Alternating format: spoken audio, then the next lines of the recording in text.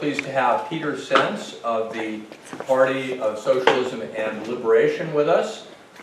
Peter is a doctoral student here at the University of Illinois and has been very active in anti-war, anti-racist organizing, among other things. And when we get to you, Peter, you can add to your introduction, but we're very pleased to have you with us. And the Answer Coalition has been, one of the organizations that has just been staunch in its anti-war advocacy, since 9/11 and the imperial response to 9/11. So, good, persistent work from the Answer Coalition and the Party of Socialism and Liberation. We also have Chris Blankenhorn, the Secretary of the Illinois Green Party, who is with the Young Eco-Socialist Caucus of the Green Party, among the many hats that he wears. So what we propose to do this afternoon, I have this kind of PowerPoint introduction.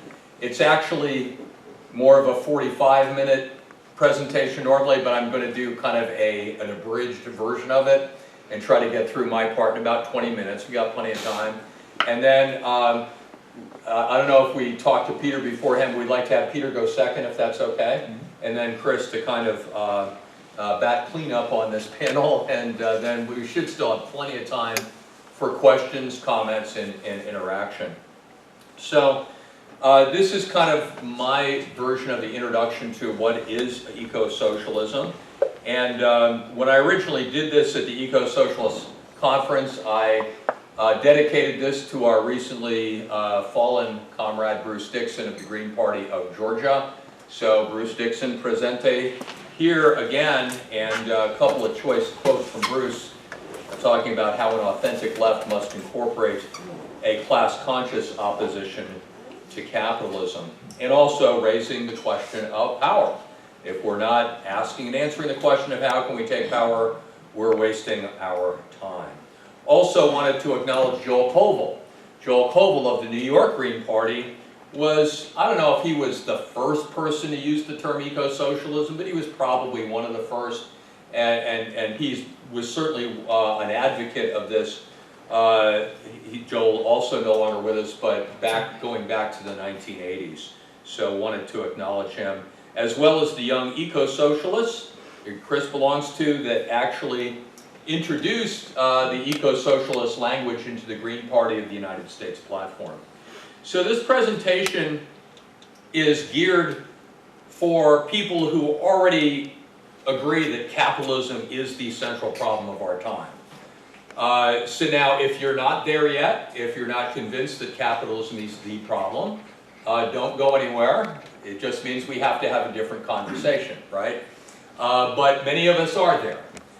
Just very recently, I was at the Forest Climate Convergence down in my neck of the woods, literally, in the Carbondale area, where they brought climate action people from all over the world that came and had a conference, and one of the keynote speakers was Winnie Overbeek of the Rainforest Action Network, who has been at ground zero in the efforts to save the Amazon National Forest in Brazil, and has worked with climate activists all around the world in efforts to save rainforests.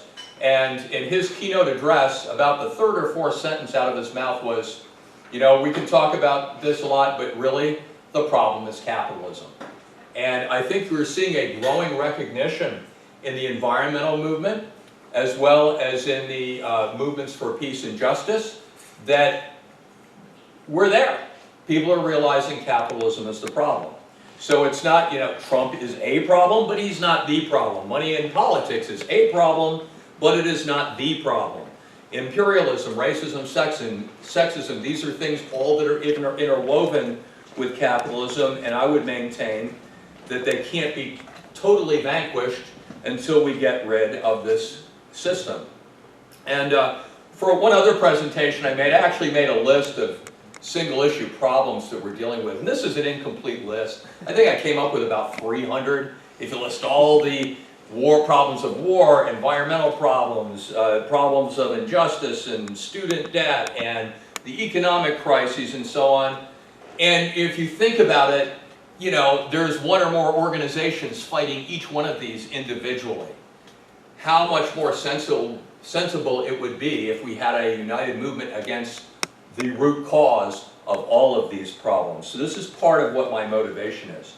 To be clear about what we're talking about, because sometimes you want to be clear on what your terms are. When I use the term capitalism, I'm referring primarily to an economic system, but also a social system.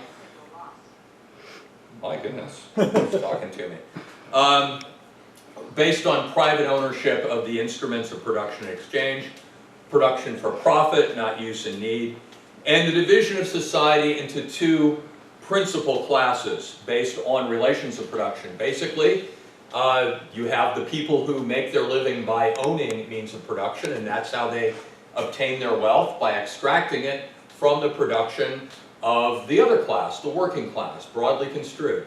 This is not to deny that there are different gradations within the working class. Some workers are paid better than others. Some have a more marginal existence. But basically, if you work for a living for someone else, you are an employee, not an employer. You're a member of the working class. And that's the division we're looking at. So, again, this is something that we are concerned about, is trying to overcome this system. Well, how do we go about doing that? How do we create a better system, one that is not class divided, one that is not based on exploitation? Well, in 2016, the Green Party took, what I think was a good first step, putting into Part 4 of its national platform, under the section on ecological economics, some language that basically describes what an eco-socialist system is. Now, it's done in very broad terms, and it's actually, there's a little bit of tension in our platform, because if you look at this first paragraph, it's a little, to be honest, a little bit vague, because it just talks about, well, we'll have a combination of private businesses, but we like democratic cooperatives, publicly owned enterprises, and so on.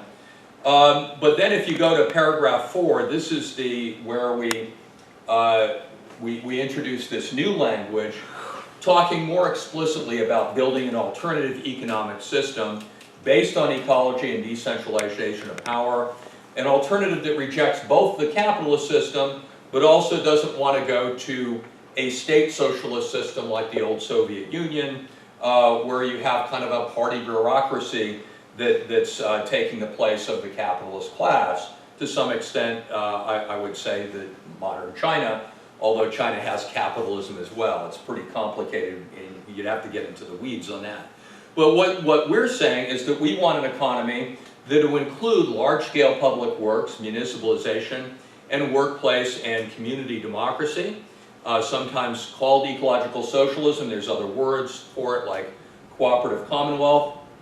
And this, I think, is also key, that we aspire to build a system in which production is geared toward people and planet, not profit, and those who, and this works best when it's democratically owned and operated by those who do the work, and those most affected by production decisions. So this goes back to, Karl Marx's original idea, not what came later, but the idea of a society run by associations of free and equal producers, where there is no longer a class-divided society. The people who produce also control what they produce and control the wealth that they create and how it is distributed. After our eco-socialism conference, one of the things that came up was, well, it would be good to have a more concise definition than the long paragraphs that we have in our platform. So this is just me. This is my first attempt at a more concise definition. Eco-socialism is a new economic and social system that we are working to build based on social ownership of the instruments of production exchange, with production geared to meet human needs, all production decisions made democratically by the workers and affected communities themselves, all major social decisions made democratically by society as a whole, and all decision-making guided by the need to restore and maintain the health of our natural ecosystem. In other words, a system in which we take care of one another instead of exploit one another, and take care of our environment instead of pillaging and poisoning it. So the first one is a little bit more talking about the structure. the second sentence gets to the essence of it. Now that's still not quite down to an elevator speech yet, unless it's a really long elevator. But this, I think, is something that approaches the kind of definition that we want.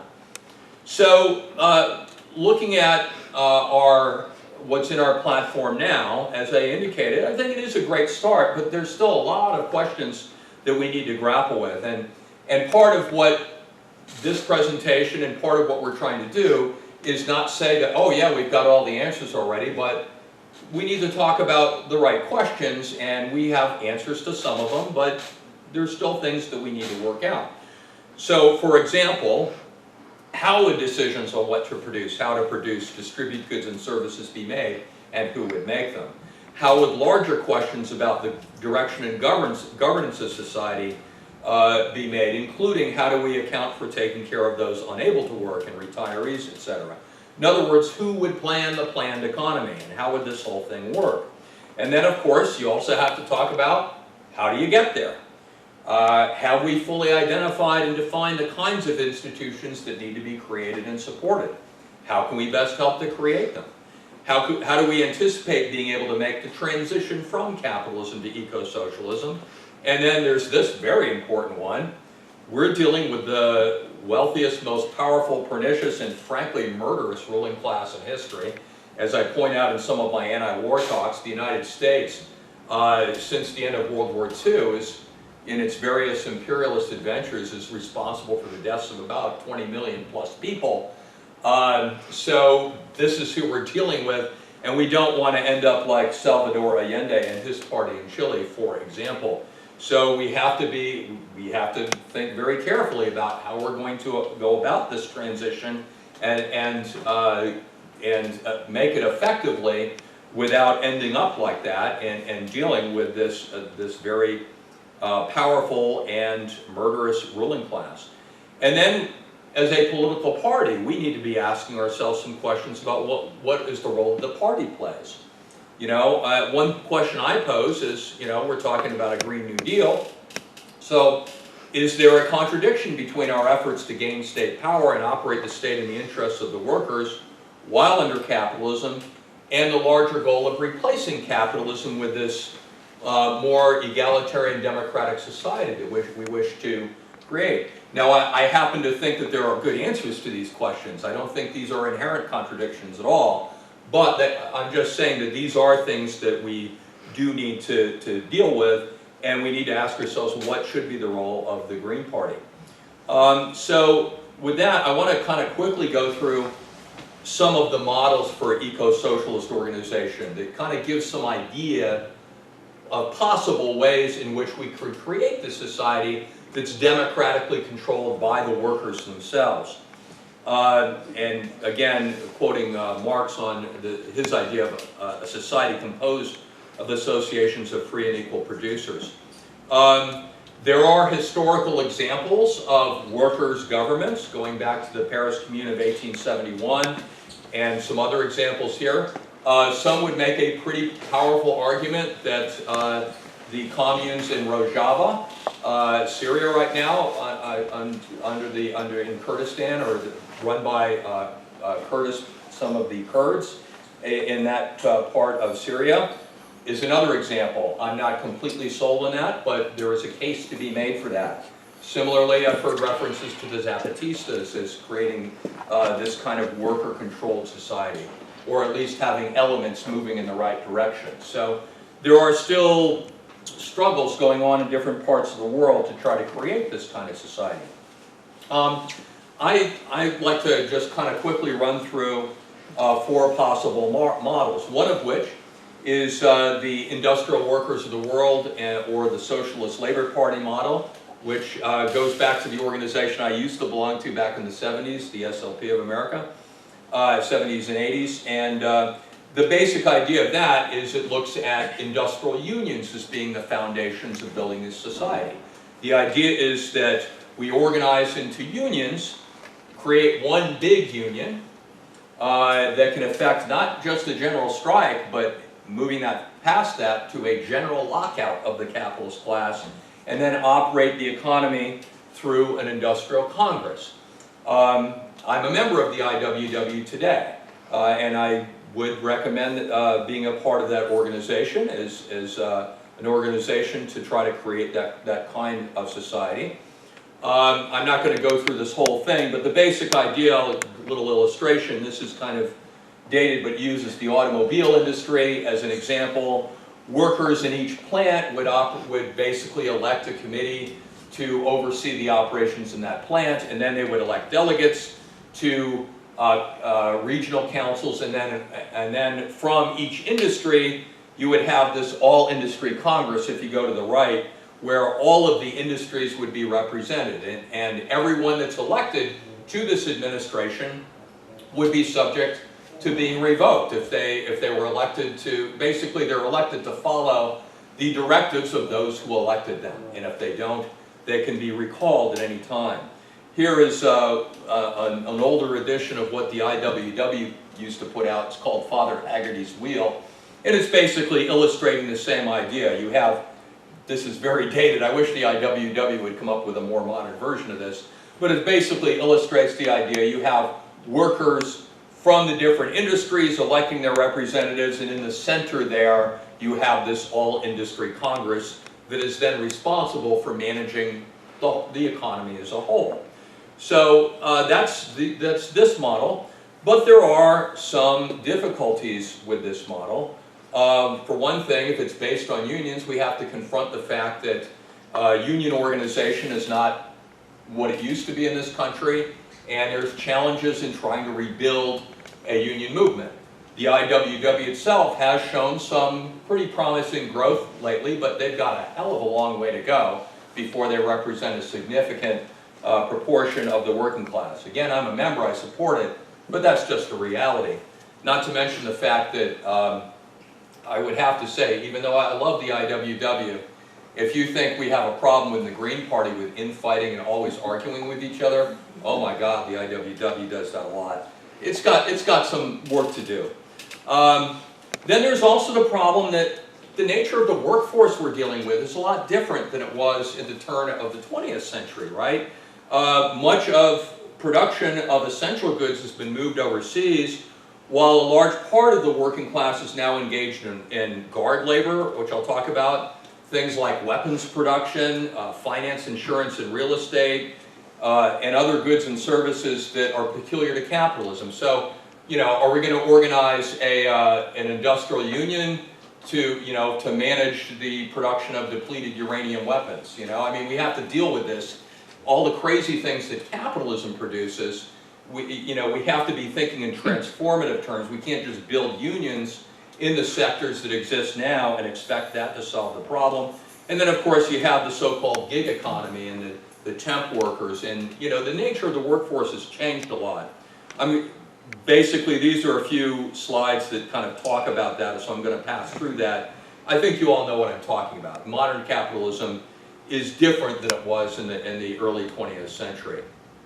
And then you also have, and I kind of alluded to this already, we have to prepare for a major reconfiguration of the economy as a result of that, right? We can't just produce the same things we're producing now because so much of it is so damaging.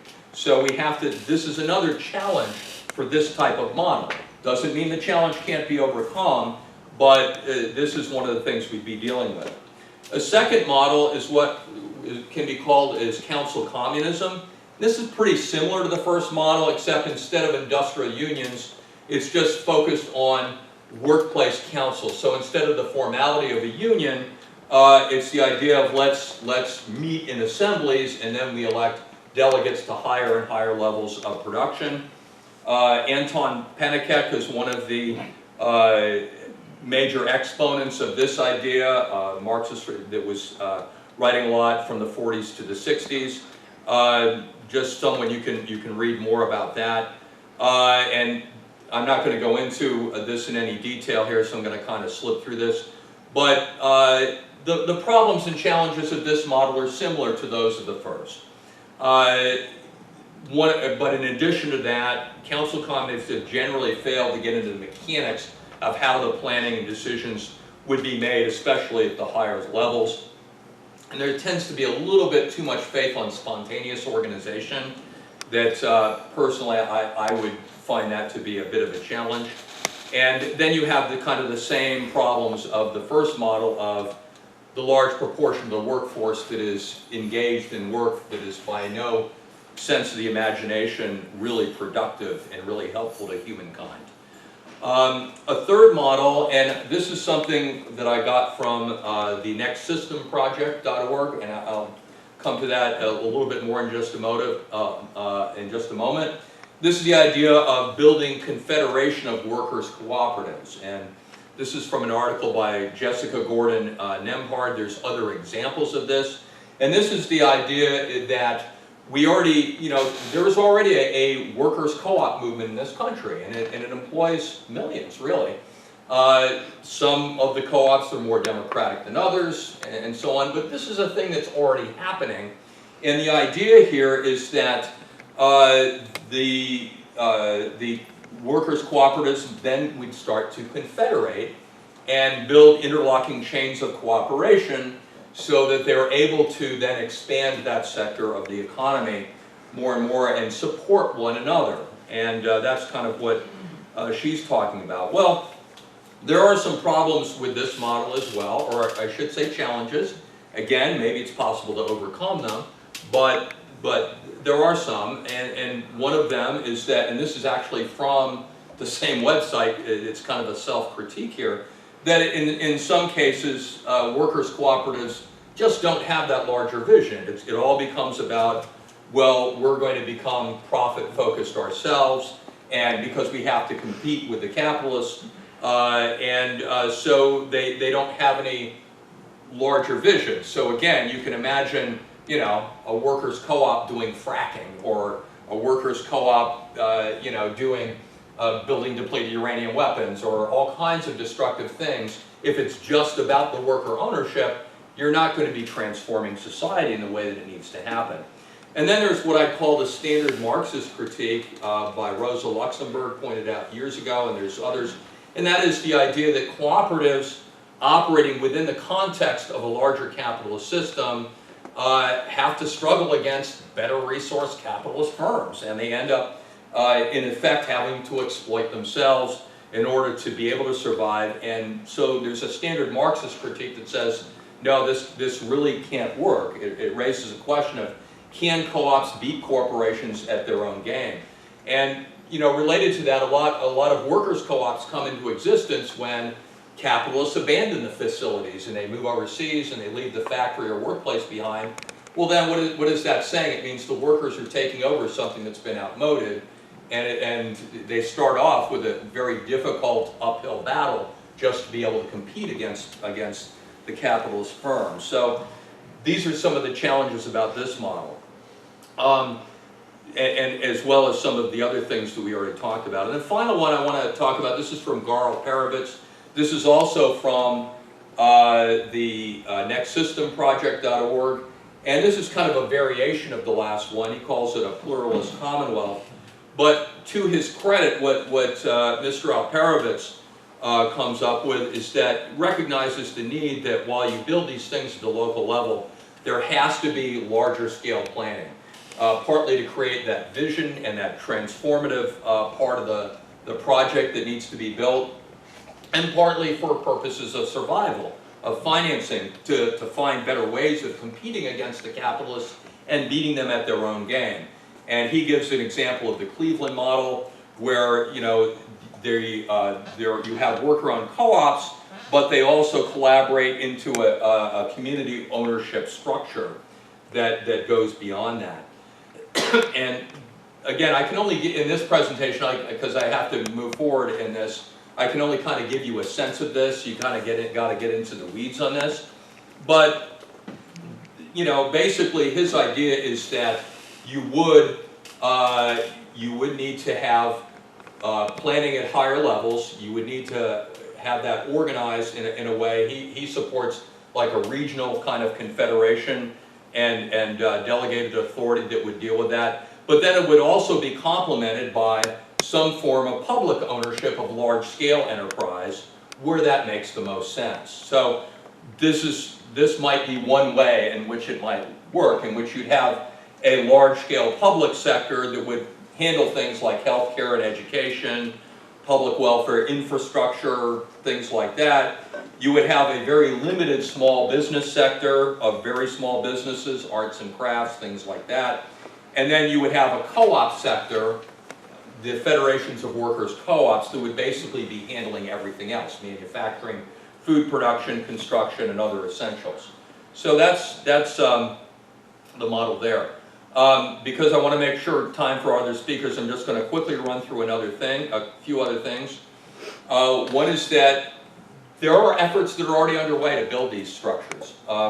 One you can find at symbiosisrevolution.org. They recently had kind of a congress in Detroit, I think it was, where organizations that are already forming in hundreds of communities around the country, places like Cooperation Jackson, Cooperation Humboldt, Carbondale Spring in Carbondale, Illinois, and many others are already doing this kind of organizing to build. Basically, the idea is we're building them now because we need to survive under capitalism and we need to prepare for the disasters to come, but the same institutions that we're building now have this potential to also be transformative and to create this kind of society we want to see. Don't know why it's doing that. SolidarityEconomy.us, you can go and you can actually see where all these different organizations are being built around the country. And going to wrap up with, again, there are some problems and challenges. There's still questions that need to be answered. But this looks very promising. What I call the solidarity economy movement, where it would consisting not just of workers' co-ops, but community assemblies of actual democratic decision making that the workers' co-ops then become a part of. This is something that's already happening. It's an exciting movement. There are some other models. Our own Peter Schwartzman and his father wrote a book called The Earth is Not for Sale, that they use the term solar communism to talk about what they're talking about. Monthly Review publications, some of them have done a lot of work on this. And then, of course, there's the Next System project. I want to close with some initial thoughts on the role of a political party like ours. Every one of these models, in my view, suggests the need for a political party, because you need to have the public sector, part of it, play a supportive role for these institutions that we're trying to build. So that would be one role that a political party could play. Basically using the power and resources of the state to help finance and empower the new institutions needed to create eco-socialism. And this is one of the things that I always think Green Party candidates should be saying now, is that I'm running for office not just to deliver better government, right? I will do that. But I want to use the power of government to help transform our economy and society. I think this needs to be part of our messaging. And it is my hope that the Green Party can and should become explicitly a party of the working class and party of the co-op and solidarity economy movements. We should seek out these movement groups, invite their input to us, and make clear that we aspire to become the political arm of these movements. I think this would be an exciting and dramatic turn for the Green Party if we were to do that. Let's get involved. And finally, this is just for you to look at. These are some of the organizations that are trying to build these new foundations. Already mentioned a couple: Next System Project, SymbiosisRevolution.org. There's others: Democracy at Work, New Economy Coalition, etc. I'll leave this slide up there for if anyone wants to take notes about some of the things we can look at. So I will conclude there and turn it over to our next speaker, Peter. Thank you.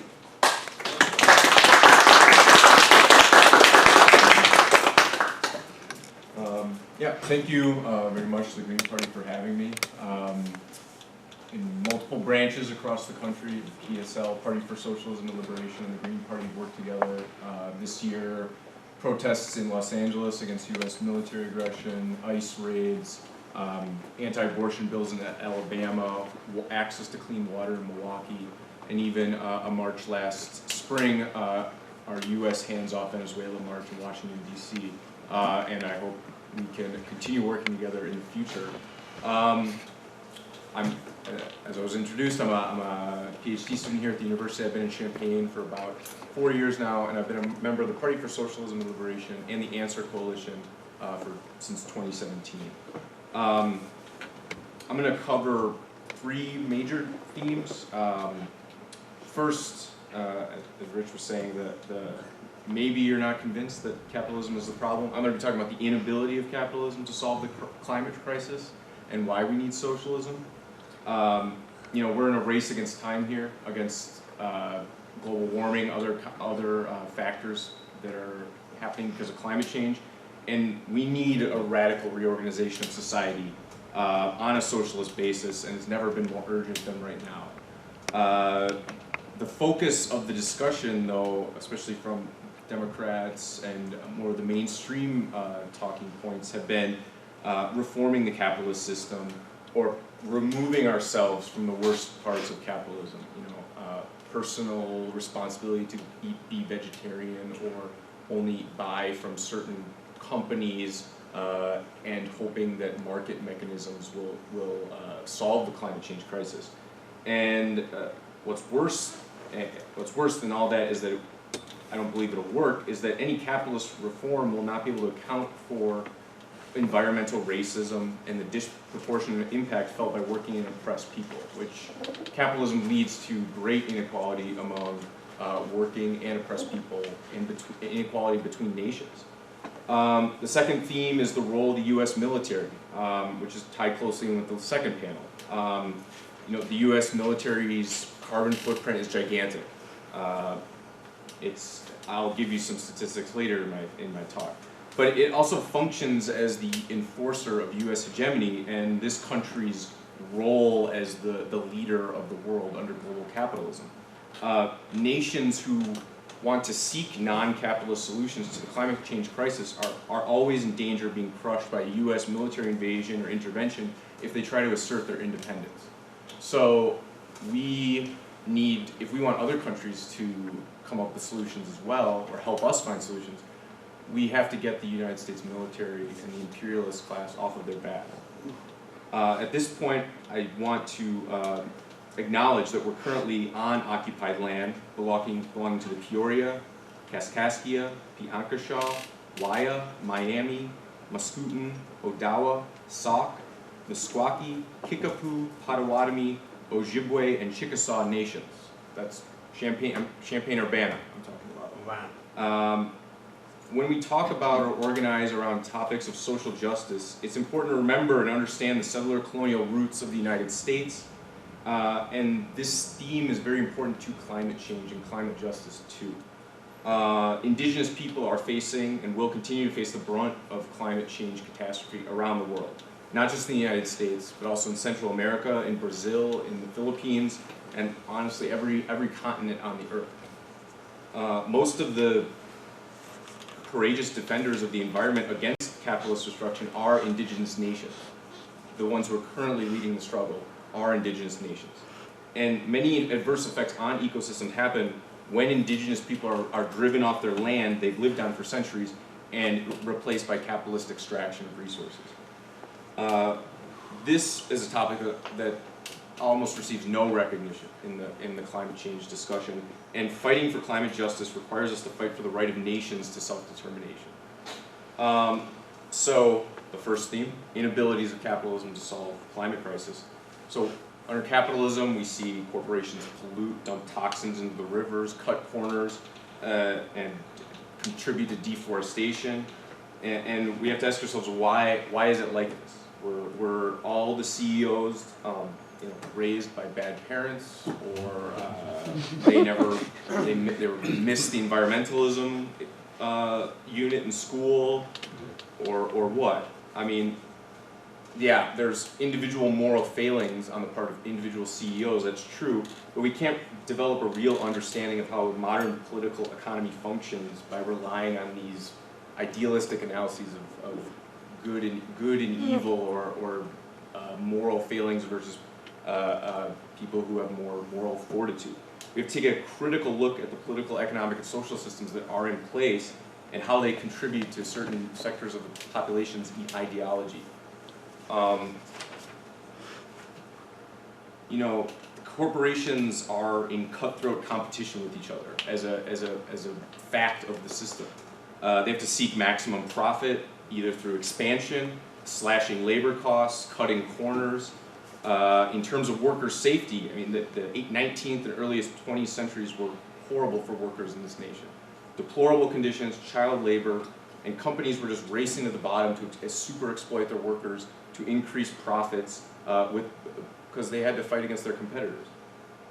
Labor unions in this country did fight courageously, and they did secure many rights that we still enjoy today, but the fundamental profit motive never went away in capitalism. It was still based on profit and competition between corporations. And corporations simply exported this misery in a lot of ways to the working people of other nations, and especially the global South. You know, reforms are very important. We should be proud of our union history and what we've accomplished in this country, and we need to keep pushing for reforms to improve the working class and their material conditions, but it won't change the underlying structure and laws and movement of capitalism. The race to the bottom, as I said, continues, just in a new location, outside of our community.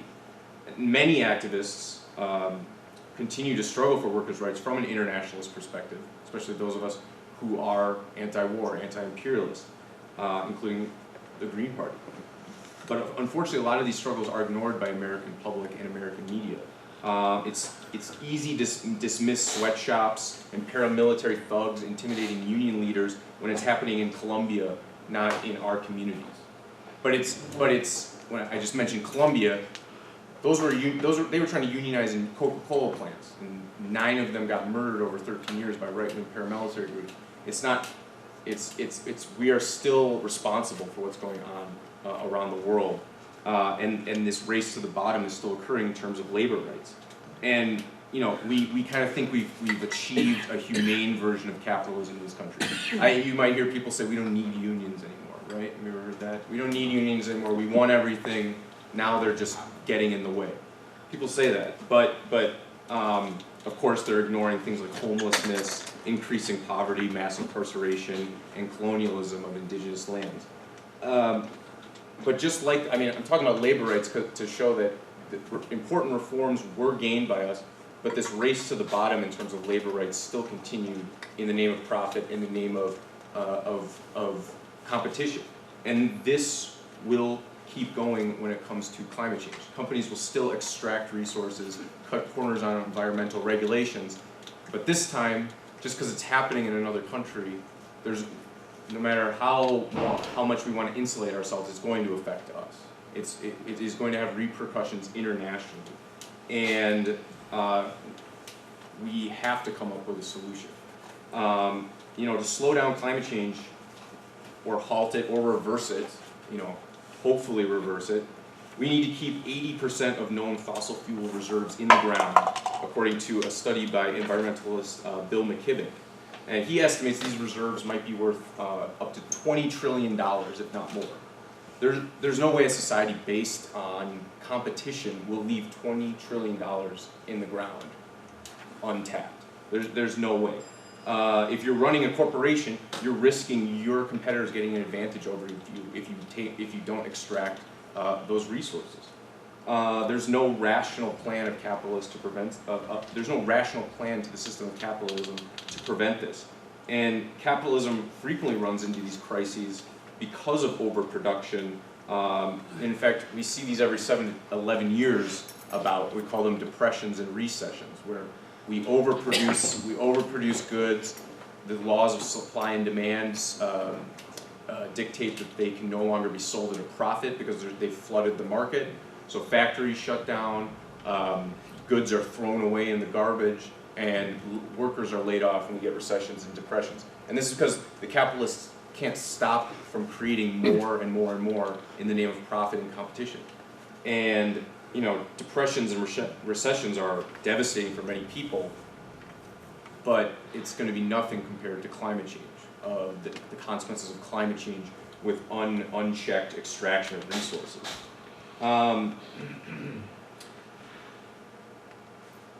You know, and you know, there's the corporations, even if they recognize the dangers, they have no choice but to maximize their profit. You know, maybe you've heard about this recent study that Exxon Corporation knew about climate change as early as 1977, right? Like, why didn't they tell the world about it? I mean, they had to think with their bottom line. They couldn't lose the edge when it comes to competition.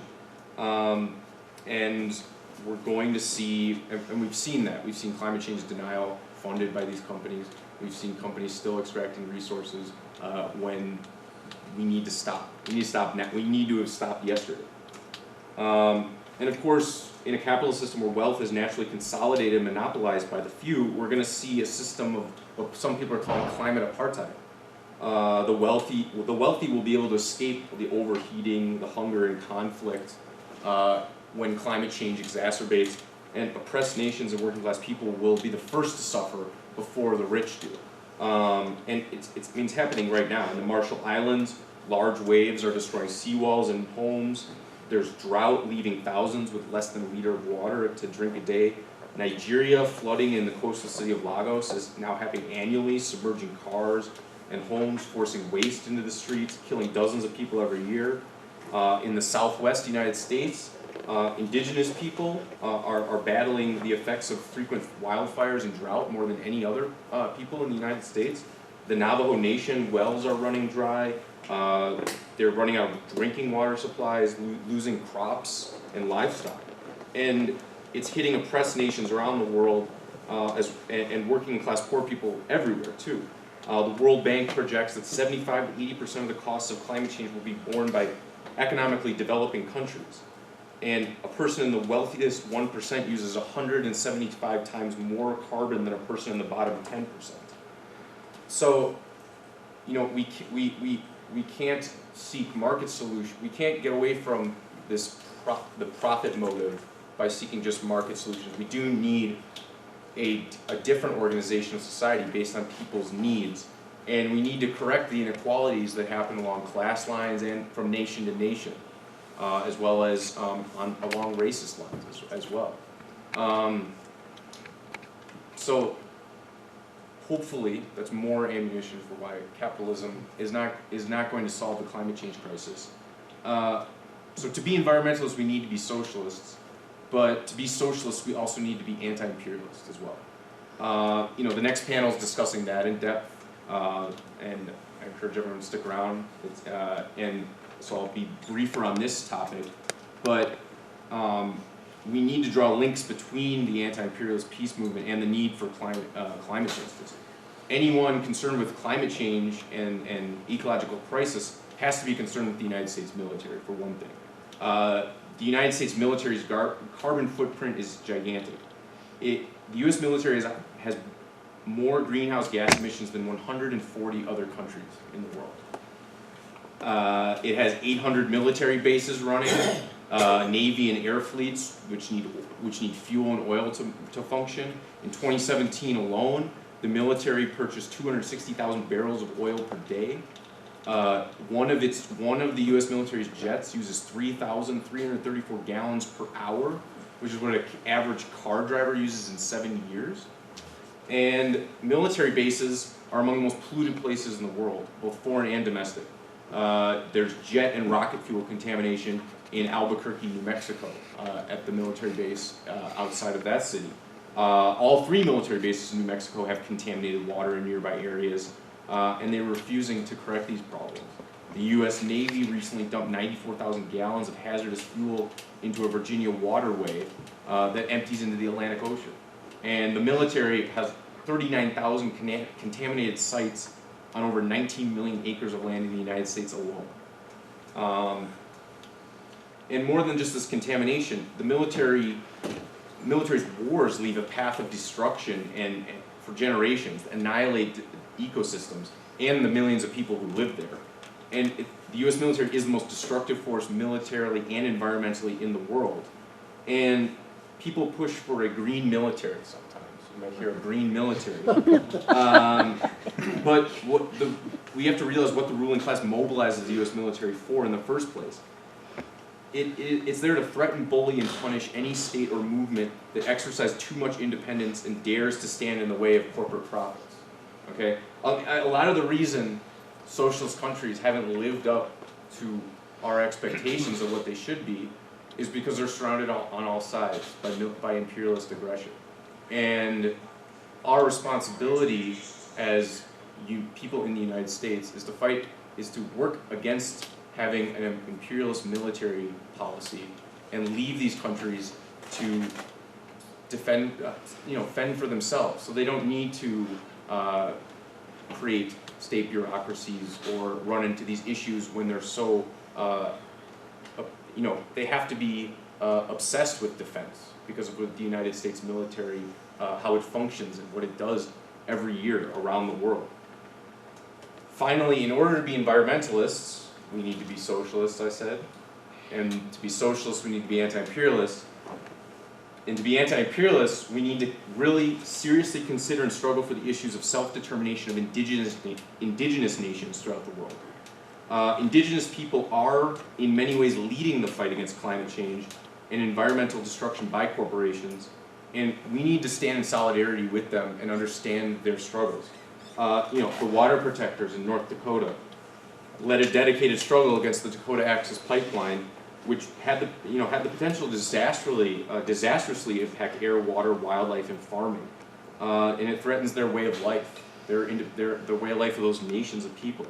There was no meaningful consultation done with these nations in the Dakota area, and the quest for profit superseded the right of self-determination. And this is not just in the United States. I mean, there's actually more pipeline struggles being led by indigenous people in Canada than there are in the United States. In Brazil, the Bolsonaro government and Brazilian capitalists are encroaching on the lands of indigenous nations in the Amazon for gold mining and burning down rainforests so they can sell to farmers and ranchers later. I mean, that's a disastrous effect on climate change, not only for Brazil and for those indigenous people, for us as well.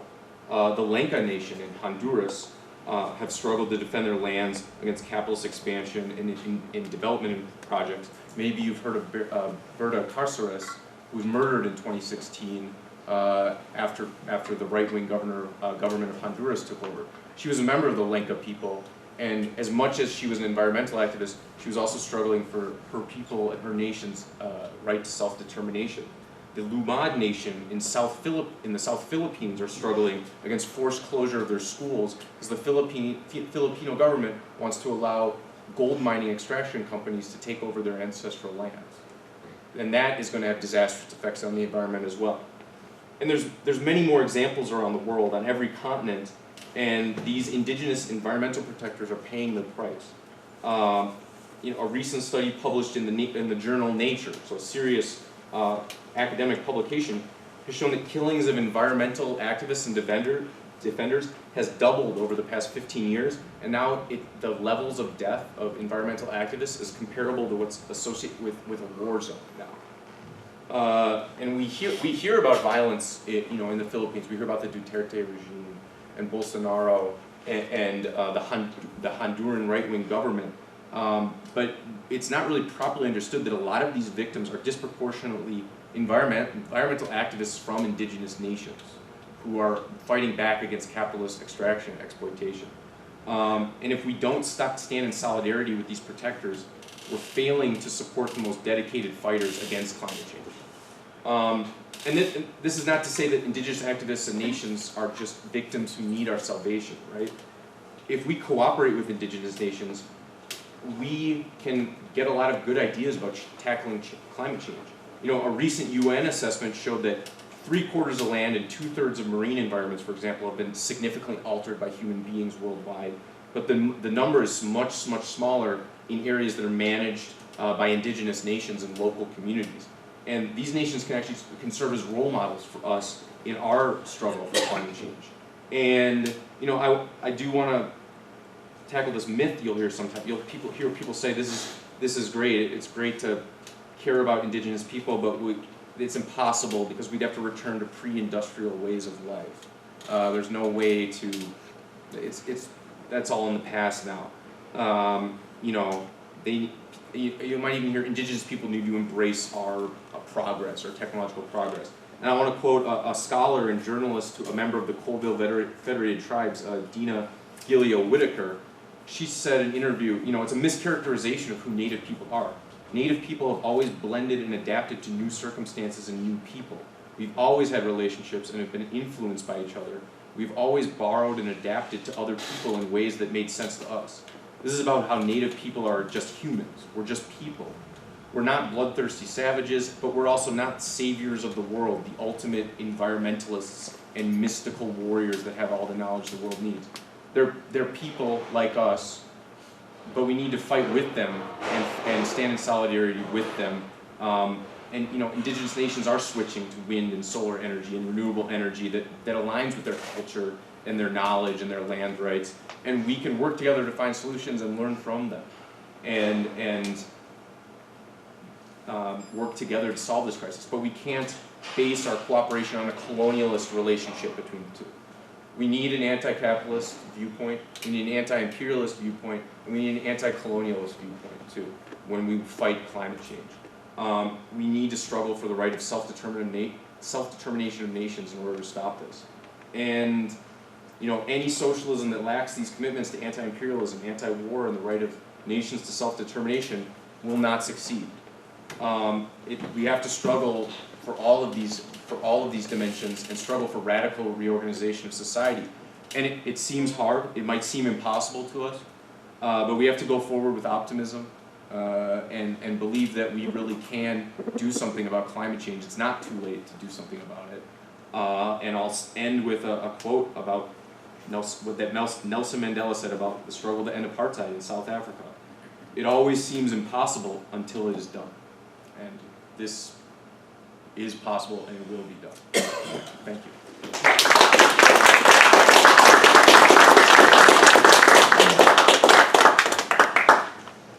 So, I've talked about eco-socialism a lot in the last couple of years. If the Green Party hadn't passed those very basic platform changes in 2016, you wouldn't see me sitting on this stage. When you look at the Green Party, the four pillars: democracy, peace, ecological wisdom, diversity. Capitalism can't abide by any of these. They can't abide by any of them. We have always been an eco-socialist party. And I'm actually really happy kind of how this formatted today, because Rich gave us a deep dive on theory. I really don't have to get into anti-imperialism that much, because Peter handled it. But an eco-socialist party must be an internationalist party. A true socialism has to be internationalist. It can't be any other way. So I'm really happy today happened, because I've actually kind of stopped talking about what eco-socialism is. I run the Young Eco-Socialist Education Program. We have spent hours on calls. We have done workshops at annual national meetings of the Green Party where we literally didn't get past what does ecological wisdom mean. We're spending this time on these deep things, and frankly, the Green Party needs to embrace this. We have to embrace it. What Rich showed was that was a first step, and for me, when I look at it, and Rich's big question about how this seeming contradiction, for me, we've laid out a vision, and it's largely an end goal vision. We need to be prepared to take on the role of a Marxist transitional state. That is the role of the Green Party, in my opinion. Our choices right now, in terms of averting climate disaster and ending capitalism, bloodbath or just transition. I mean, I'm in a room full of Greens. Anybody but Ginny got a gun? I know Ginny's got a gun, and I know she knows how to use it. But honest question. So how are we going to defeat capitalism? Because I tell you what, the right's got guns. The right knows how to use them. So, if we want to avoid a bloodbath, which is what a revolution in this country would be right now, it would be a bloodbath, an absolute bloodbath that left only the right left standing. We would really see eco-fascism come out if we had a revolution right now. Maybe I'm wrong, but I don't think I am. I think the power of our capitalist military, the power of our capitalist police state is too great, and the power of the right-wing militias. So I've started talking more about to Greens. We need to become a proud and unapologetic eco-socialist party. We're in dire times. Rich gave a little, Peter gave a little. We're facing climate catastrophe. We're facing the 6th mass extinction. We are almost as, I love this fact that I got from teaching my 4 to 6 year olds about the evolution of human life. We're almost as dangerous as moss at this point. When moss came to land, there was no other plants. It came onto land, it took over the entire terrestrial body of the earth, and it sucked every drop of carbon dioxide out of the air and turned us into an ice ball. It killed 96% of life. Moss did that. Moss did that. It's called, but we're getting there. We're going to match the same thing. And moss had no competition to do it. That happened because of unfettered growth. We cannot have unfettered growth. It's impossible. We're seeing spiraling inequality. We're seeing rising fascism at home and at abroad. We're seeing the normalization of racism, bigotry, and other forms of oppression. And this isn't because we're electing the wrong people. It's not. This is systemic. It's rooted in the function of the world that we live in. Now, those systems were created by men. And I'm using the word intentionally there. Those systems were created by men, not people, men. White men created these systems. Now, certainly, there are women who have gotten on board. There are people of color who have gotten on board. But we live in a white supremacist society. We can't look to the white supremacist institutions to solve it. Peter said capitalism can't solve these problems because capitalism created the problem. The people who dug the hole have never given you the solution to get out of the hole. They want the hole to exist in the first place. And so we live in a society dominated by capitalist economic production, but also dominated by capitalist political power. Neoliberalism is the only allowable ideology in our country. The only allowable ideology. We have a broad spectrum of debate within a very narrow section of ideology. We can disagree on a lot of things within this small neoliberal thing, but when it comes down to it, austerity is never off the table. Exploitation is never off the table. Democracy is never on the table. So when we look at our political system as third-party people, we've seen years of the ratchet effect, where the Republicans run right and the Democrats follow them, and then they plant their feet and they go, "This is the new left." And then 4 years later, the Republicans run right and the Democrats follow them and they go, "This is the new left." And now we have a political system that's wholly right of center. Absolutely wholly right of center. The radicals in our political system, like Bernie Sanders, are liberals. Bernie Sanders is essentially an FDR liberal. He's an old school liberal. FDR saved capitalism. That's what FDR's New Deal did. Certainly, it saved a lot of people from dying of starvation. There were some important things, but it saved capitalism. That was its role, and that's radical nowadays.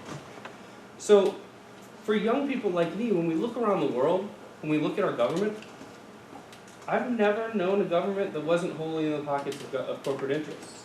I've never known an economy that wasn't based on trickle-down and Reaganomics, and I'm an old millennial. As a member of the Youth Caucus at 34, I'm like, I read Marx before some of y'all were born, but it's the truth. I've never known it. I've never known peace. I've only known war. I vividly remember being 6 years old and being terrified during the first Gulf War. There was no reason for me in rural central Illinois in a county of 5,000 people with one stoplight to be scared, but you better believe our society made sure I was scared. Even though we were the aggressor. It was our imperialist war, but I was scared that I was in danger. And we're well beyond the point of gradual change. We had that chance. Exxon's known about it for 50 years. We've known about it, frankly, for longer than that. We don't have time. As Kali Akuno of Cooperation Jackson says, it's eco-socialism or death. These are our options. So we have this crisis.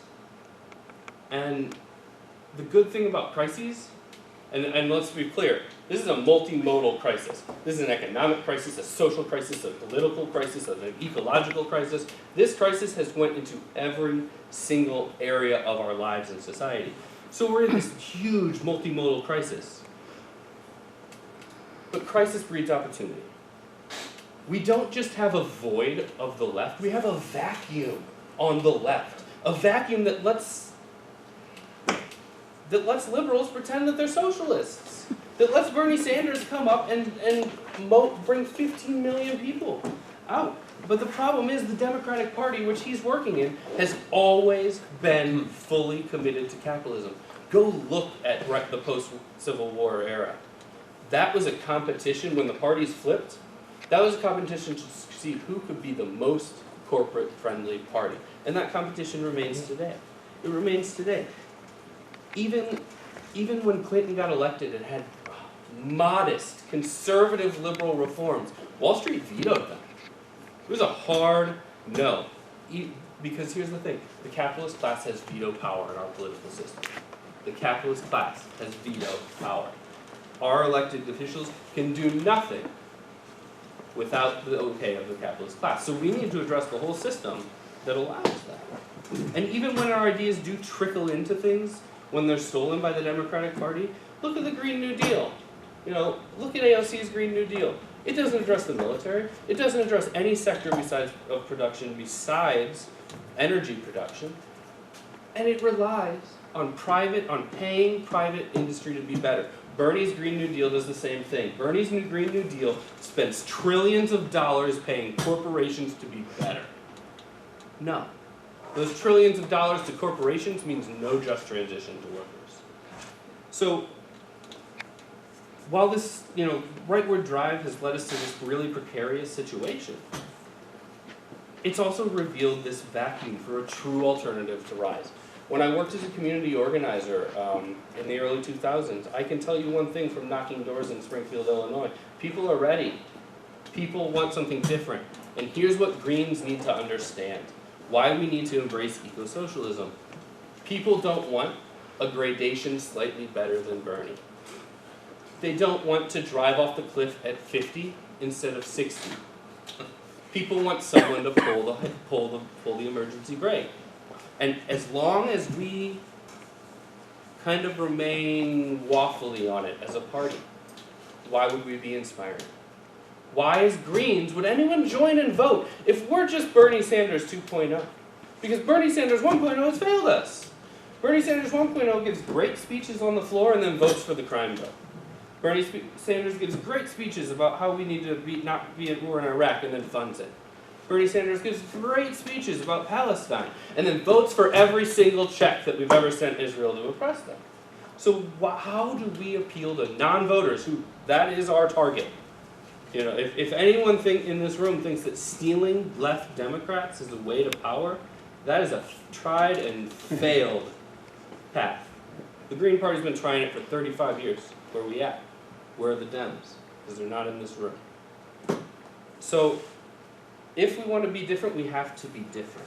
Bernie shocked the mainstream in 2016 because he tapped into this void. He tapped into it, and so did Trump. So did Trump. Trump's populist rhetoric was the mirror of Bernie's because people are disenfranchised. We have a near complete vacuum of anti-capitalist politics. Okay? And if that wasn't true, Bernie wouldn't have listened. If there had been a strong anti-capitalist message in this country, his social democracy would have fallen on deaf ears. The people who were into socialism would have been organizing in towards that, and the liberals would have been the Democrats.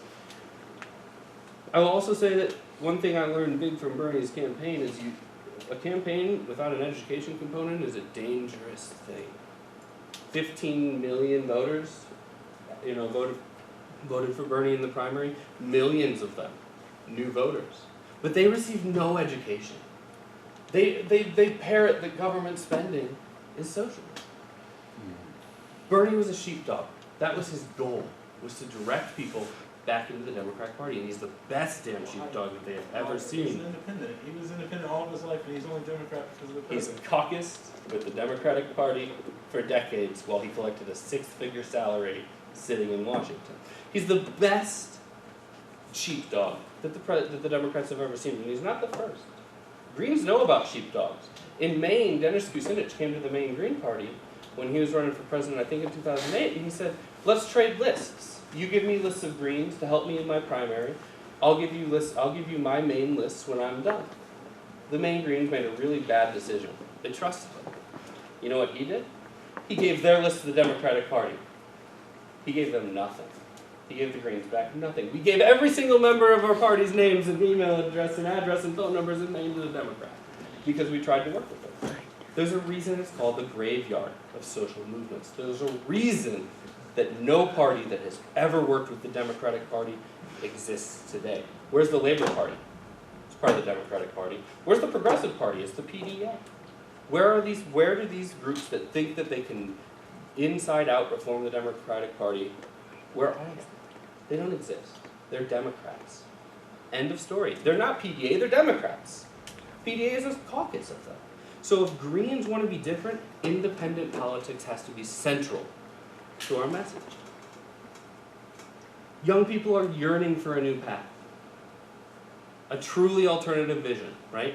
Not, oh, we need carbon taxes. Not, oh, if we just tax the rich a little more. We need a truly alternative path. And here's the thing, we don't have time to fuck around with it. We really don't. We don't have time. Short-term estimates say we got a decade. A decade. A decade to completely transform an entire global economy. Or we're going to start seeing big-time problems. Polling's consistently shown that people want a new option. People want a third party. Illinois Democrats don't want a third party. That's why we're oppressed. That's why we have some of the worst ballot access laws in the country, because the Democrats don't want a third party. And the Republicans don't want either, so they get together and they pass a bipartisan oppression bill. If you don't believe me, help us petition next spring. We gotta collect 50,000 plus petition in 90 days. No one else in the country has to do that. Worst sprint in the country when it comes to this. So studies have also shown that support for socialism is widespread, especially among youth. And I'll be frank, I don't know why we're looking at generations that didn't do it while we were here. Not that there were people in this room that did very great things, and there are people in this room that have been working passionately for their entire lives. But the truth is, every time I get talked to about socialism being a bad word, it's from someone who's not going to be voting in 20 years, because they're not going to be here anymore. Why am I pandering off? Why am I blunting our goals and our message? So, and this is especially true of youth. People aren't apathetic. We're not apathetic. Non-voters aren't apathetic. We're alienated. We're oppressed. We're tired, and we're barely surviving. I educate the children of doctors, and I don't have health insurance. I've got less than $1,000 in my bank account, like total. I educate the children of doctors, and I don't have health insurance. So people aren't apathetic. They're tired of choosing between and they're tired of being complicit in their own destruction. When I worked as a community organizer, my bosses in D.C. tried to get me to organize against Romney's nomination. And I looked at him and I said, my neighborhoods are never going to vote for Romney. The problem is they're never going to vote for Obama either. They've got a Democratic president, a Democratic senator, a Democratic House rep, a Democratic governor, a Democratic House and U.S. House, or state House and state rep, a Democratic alderman, and a Democratic mayor. What good have the Democrats done besides lie to them and make things worse? So the Green Party's always been inherently socialist. We have. If you go through those 10 key values, capitalism can't abide by a single one. Capitalism demands constant growth. What does constant growth mean? Constant growth means we have to be imperialist because there's no more new markets. We've colonized the entire world. There's no new markets. All we can do is take someone else's market. That's the only thing out there. Private ownership is inherently anti-democratic, which is a key value of the United States, of the Green Party U.S. democracy. And it leads to a similarly anti-democratic electoral system that represents business interests and not the interests of the people. Capitalism is inherently anti-democratic. Capitalism is inherently opposed to social justice. Capitalism needs to be able to divide us. It needs to be able to say, you're different from you, and you're different from you, and therefore he's taking what you need, and he's taking what you need to fight amongst yourself. Capitalism can't deliver social justice because it needs us divided. It needs systems of oppression, and capitalism is amazing at adjusting to them and absorbing them, right? People were racist before capitalism existed. I remember studying in my intro to political philosophy class, and that we were talking about Plato, and my professor asked, "What do people think of Plato?" And I said, "This guy. He started thousands of years of white supremacist male being the foundation of philosophy." He did. He did.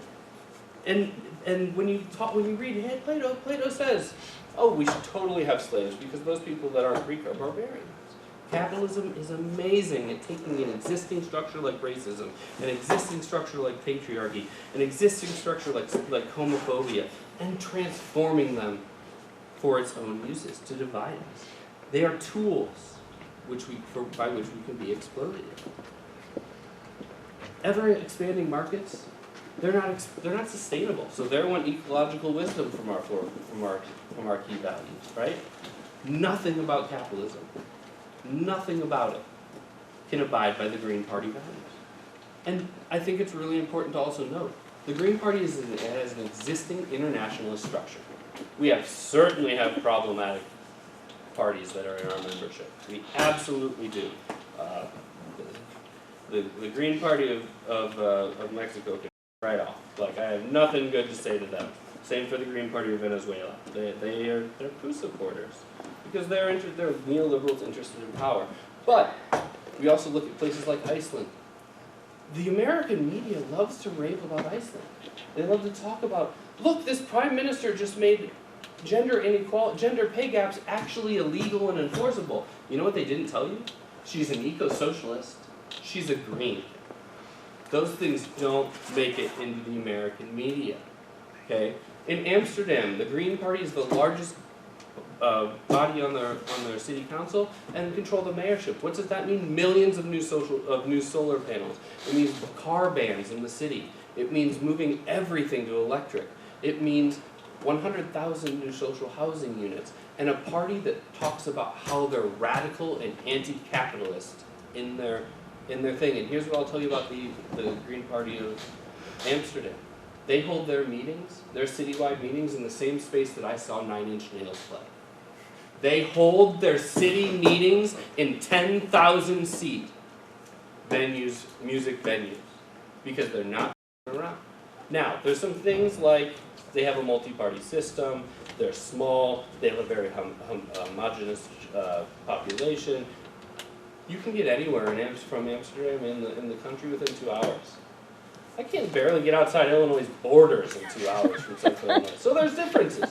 But a big part of it too is they stopped pussyfooting around with it. They stopped standing with a foot on either side and they said, we're a socialist party, we're an anti-imperialist party, we're an anti-oppression party.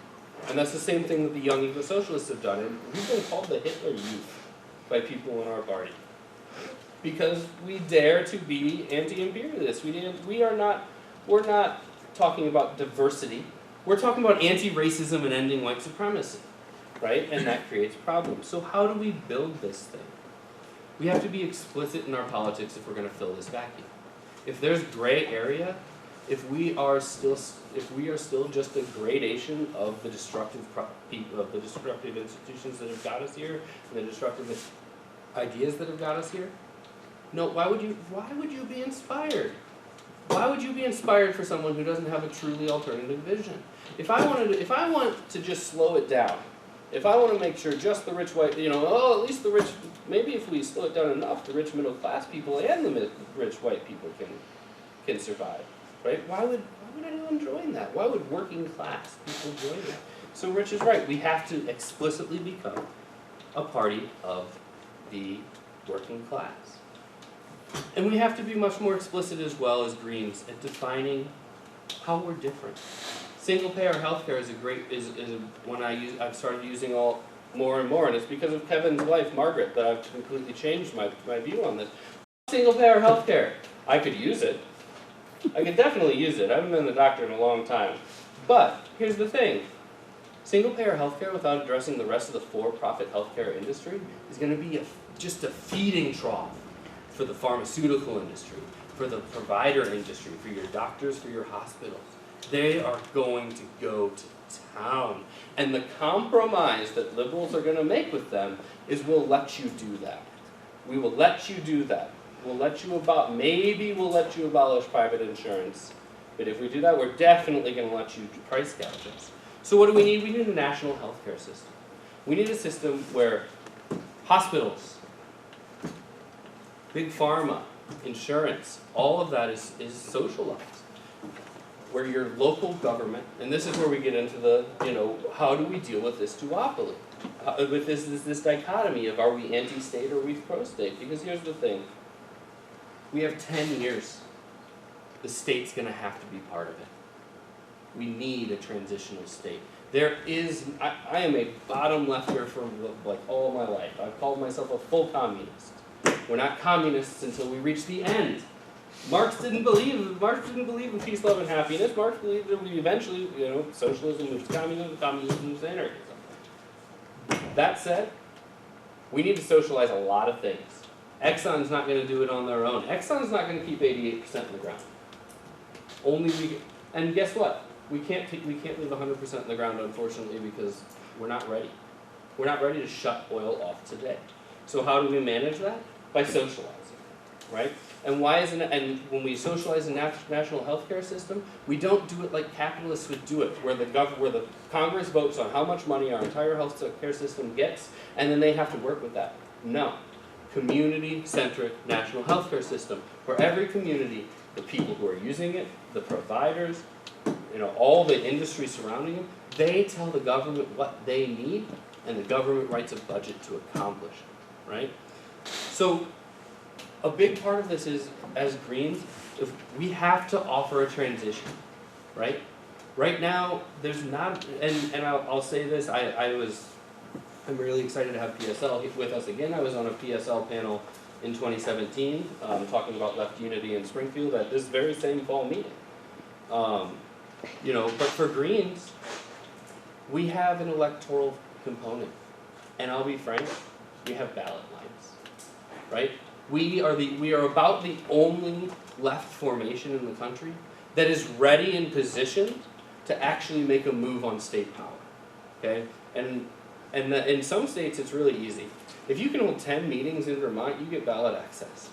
It makes me mad every time it's 10 meetings! I have to collect 50,000 signatures, and then our candidate has to get over 10% while being excluded from debates and media and any coverage. 10 meetings. So in Vermont, maybe you can get a ballot line. That's why the VIP is so powerful, right? Or that's why the VIP rose. But that's not where we are. So as Greens, we really have to see ourselves as a vehicle for this. And we have to see ourselves as a vehicle for this, not in a sectarian way, right? PSL doesn't need to join us. La Riva Peltier is a damn good ticket. It is. That's a strong socialist ticket. I was actually disappointed when Peltier got announced because it got announced before I could push Howie to talk to La Riva. And that ended that kind of direct collaboration. But as Greens, we are positioned to offer this transitional path. We are positioned to offer a just transition. The other option is a bloodbath, or starvation and ecofascism, which is going to be a bloodbath, right? So we have to be, as Greens, that means we have to be strategic. We have to be clear, right? We have to be eco-socialists. If we're just liberals, we might as well go vote for the Democratic Party. Okay? That hasn't gone well. That's why we're in this room. But we need to make sure we're taking the next step. We need to make sure we're not dealing with symptoms, but getting down to what Rich was talking about, that core level stuff. I don't need to get into the rest. Oh, I will say one more thing that the Greens need to hear. Words ain't sh**. Words ain't sh**. People have politicians come in and tell them, make promises every 4 years. And those promises mean nothing. Our platform doesn't mean anything. So if we're going to be eco-socialists, that means we have to be involved. We have to be socialists. We have to be involved in our communities. We have to be showing up We have to be putting skin in the game. We have to be building trust. We have to be building relationships. Non-voters aren't going to vote for us because we have a good platform. Non-voters are going to vote for us when we get it done for them, when we help them put food on their plates. Because here's the truth, non-voters are just trying to survive, right? So we've got to address that. And I really do think that's got to be a key part of our understanding of eco-socialism is solidarity, mutual aid, and showing up.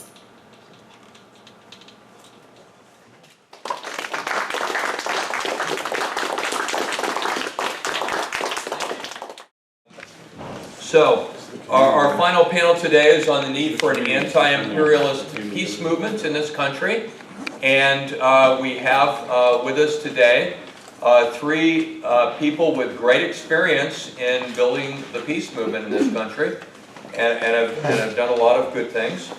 And we're going to start with one of our local members, one of our local stalwarts here in Champaign, Urbana area. And that is Karen Aram, who has a lot of experience with this with the local anti-war coalition, Awake. No, Aware. Aware. I keep calling it Awake, but either one would apply. And with the Prairie Green. So please give your attention. Karen is going to speak from here, so she can use the mic. Let's welcome Karen Aram. Thank you, Rich. First, I want to mention that I will be reading primarily from the flyer that Aware puts out, but make no mistake, I have a lot of my own personal input in there, so if there's anything you don't like hearing, don't blame Aware for it. And we have a couple members from Aware here. James is one of the younger members, one of the newer members, and he has some flyers with information. And I believe some of the other members of PSL and some of the organizations would have some of their flyers, because the goal is to link up. And I think this is what we really want to focus on, as everybody's been saying so far, is that we want to unite the Green Party with those who are opposing capitalism. Okay, here we go. The U.S. government is today making war, killing people in Afghanistan, Iraq, Libya, Pakistan, Somalia, Syria, and Yemen. They're doing so principally to control the flow of oil out of the Mideast and North Africa, which the U.S. uses as a weapon against its economic rivals from Germany to China. U.S. wars, invasions, bombing campaigns, and sanctions in Iraq, Libya, Syria, and Yemen, U.S. sanctions and threats on Iran, U.S. military bases, and arms sales to Gulf monarchies or Egyptian dictators, and its decade support for Zionist occupation of Palestine have impoverished and destabilized Western Asia and North Africa. The ongoing drone assassination program, called the most extreme terrorist campaign of modern times, has killed thousands of people, most of them not the presumed targets, including American citizens and hundreds of children. More than 250,000 American troops are stationed in 1,000 U.S. bases on foreign soil, most of them surrounding Russia and China. No other nation has more than a handful on foreign soil. The 70,000 members of the U.S. Special Operations Command are active in 3/4 of the countries of the world. Their activities have included kidnapping, the U.S. government calls it rendition, torture, and murder. The U.S. is forbidding countries around the world, including China, from importing oil from Iran. A similar attempt to prevent Japan from importing oil from Southeast Asia led to World War II in the Pacific. U.S. sanctions today threaten an even wider, even nuclear war. The U.S. is torturing the people of Venezuela, the country with the world's largest reserve of oil, in order to overthrow their government, which isn't following orders from Washington. The U.S. military now has a military base, AFRICOM, in all 54 nations of Africa. Since 1945, the United States has killed between 20 and 30 million people in wars in Korea, Vietnam, Latin America, the Mideast, and elsewhere. Devised to maintain the worldwide economic dominance that the U.S. inherited at the end of World War II for the American 1%. U.S. foreign policy has long been based on the open door policy, a trade agreement between the United States, China, Japan, and several European countries. U.S. Secretary of State John Hay created the open door policy in 1899-1900 in order to allow the U.S. Japan, and select European countries equal trade access to China, a country that previously had no trade agreements. The open door policy lasted nearly 50 years until the Communist Party's 1949 victory in China's Civil War. The open door policy was meant to prevent what Zbigniew Brzezinski called peer competitors, notably Russia and China, from them arising in Eurasia, for fear they would inhibit the US 1%'s worldwide economic dominance established after World War II. Our sanctions, interventions, and war, whether seeking regime change or destruction, chaos, killing and crippling as they do, create the circumstances of poverty and crime from which the victims attempt to flee, thus becoming immigrants seeking asylum either in Europe or the US. Our European allies and proxies, whether the Saudis or Israel, would not be able to commit the crimes they do without US support. The Saudis would not be able to bomb Yemen without US weapons, training, and logistics. Israel's continued genocide of the Palestinian people continues with US support. It is unfortunately the basis of US foreign policy to use war, threats of war, and sanctions to retard the economic development of Russia and China as competitors to American control of the world economy. From US support for a fascist coup in the Ukraine, to US naval provocations in the South China Sea, and huge NATO military exercises in Eastern Europe. What needs to be recognized is that our wars are due to imperialism, with China the ultimate goal, as they provide a huge market and they are a major competitor simply because they exist. Wikipedia defines imperialism as the policy or ideology of extending a country's rule over foreign nations, often by military force or by gaining political and economic control of other areas. Scholar Edward Said distinguishes the difference between imperialism and colonialism as imperialism involved the practice, the theory, and attitudes of a dominating metropolitan center ruling a distant territory, while colonialism refers to the implanting of settlements on a distant territory. One can define imperialism as being due to capitalism when it becomes too big for its own market. Overproduction is a crisis or problem built into capitalism, and the ruling classes are unable to manage this crisis at all. Capitalism is a drive to profit. Capital must get bigger and expand in order to make a profit.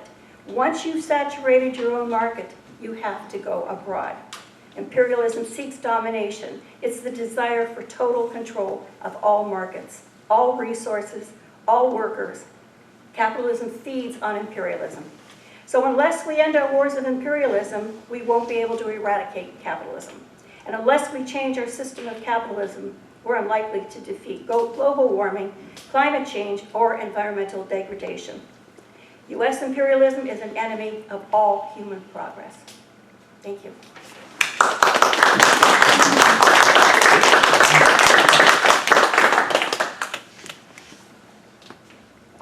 Rich, follow-up comment? Well, I'd like to get to our next speaker first, and please hold it to the end. You know, one of the challenges the peace movement faces is to make the American people aware just how much our government, the United States government, is a criminal regime, criminal in its international conduct. And our next speaker, I think, is been a tireless advocate for exposing this, because he is an expert in international law. We are very pleased to have with us today Dr. Francis Boyle, also local in that he is a professor of international law here at the University of Illinois.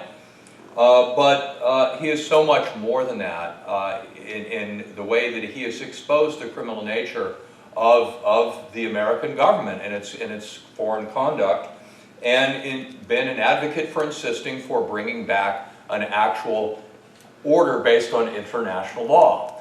And this is so extremely important, the work he is doing, and he has done it for decades. Just very recently, Dr. Boyle was down assisting in the defense of the Kings Bay Plowshare 7. Those are the activists in Georgia who, in an act of civil disobedience, broke into a military base where the Trident thermonuclear weapons are developed, to take a stand against this life-ending threat that the American military has developed. And while it was an act of civil disobedience, it was an act of civil disobedience in support of real international law. So we are very pleased that he was able to come back here for us. If you looked at the Illinois Green Party e-newsletter that went out, there's a link to his declaration in support of the Kings Bay Plowshare 7 activists, which I'd highly recommend. So we're very pleased. Let's give a nice welcome to Dr. Francis Boyle.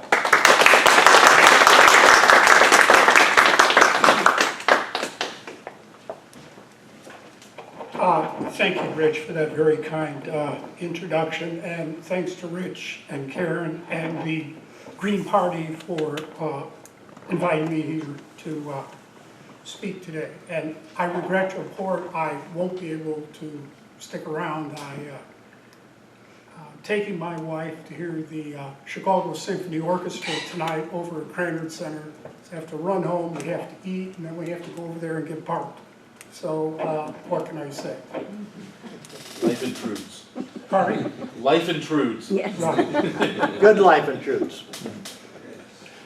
This latest eruption of American militarism at the start of the 20th century is akin to that of America opening the 20th century by means of the U.S. instigated Spanish-American War of 1898. Then the Republican administration of William McKinley stole their colonial empire from Spain in Cuba, Puerto Rico, Guam, and the Philippines, inflicted a near genocidal war against the Filipino people, illegally annexing the Kingdom of Hawaii and subjecting the native Hawaiian people, who call themselves the Kanaka-Maoli, my clients, to genocide. McKinley's military and colonial expansion into the Pacific was also designed to secure America's economic exploitation of China, pursuant to the rubric of the open door policy. Today, a century later, the serial imperial aggressions by the neoconservative Bush administration, the neoliberal Obama administration, and now the reactionary Trump administration threaten to set off World War III.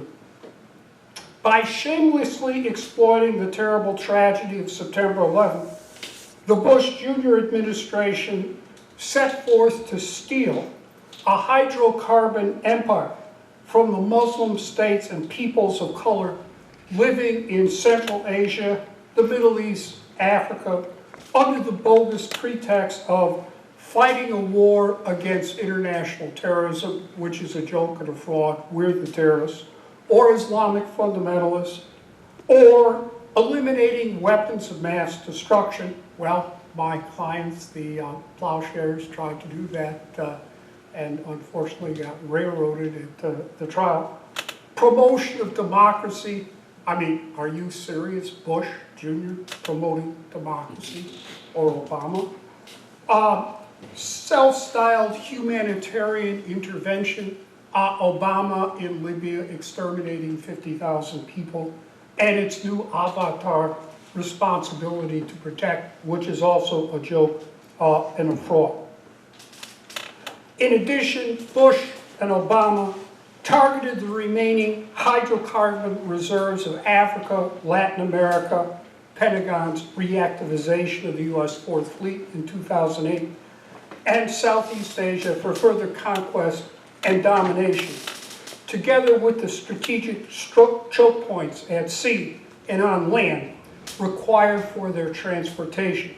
Syria, and today Trump is sending troops and armored personnel carriers and Abrams tanks to steal the Libyan oil fields. Well, at least he was honest about it, right? Unlike his predecessors. And indeed, you don't put Abrams tanks, they're saying 30 Abrams tanks in Syria for the purpose of fighting so-called ISIS. Abrams tanks are there to fight Russia.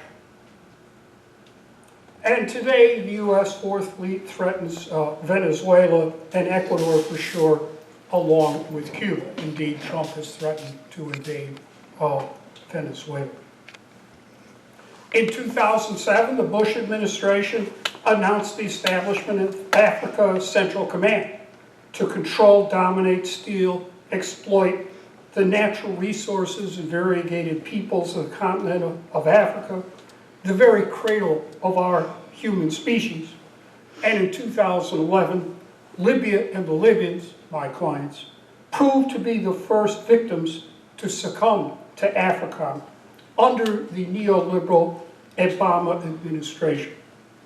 Let us put aside the scope of my comments today, the American conquest, extermination, ethnic cleansing of Indians from off the face of the continent of North America. And we're still dealing with the remnants of Chief Illinois here today in Champaign.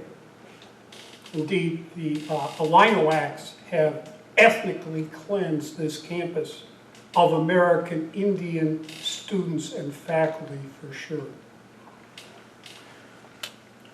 Trump is just another white racist iron fist for Judeo-Christian imperialism and capitalism smashing all over the world today.